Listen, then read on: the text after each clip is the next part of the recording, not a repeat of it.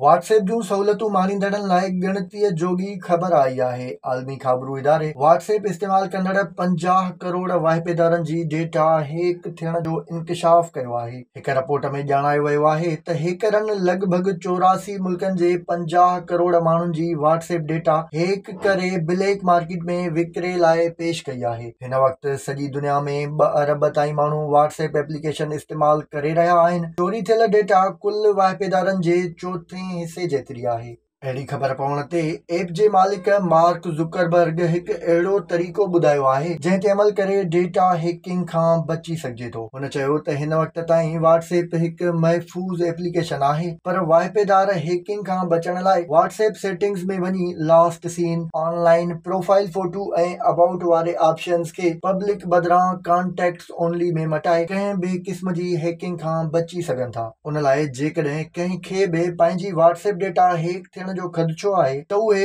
Application जे सभिनी options खे रुॻो पंहिंजी मोबाइल जे कॉन्टेक्ट्स लाइ मौजूदु रखी अहिड़े ख़तरनि खां बची सघनि था।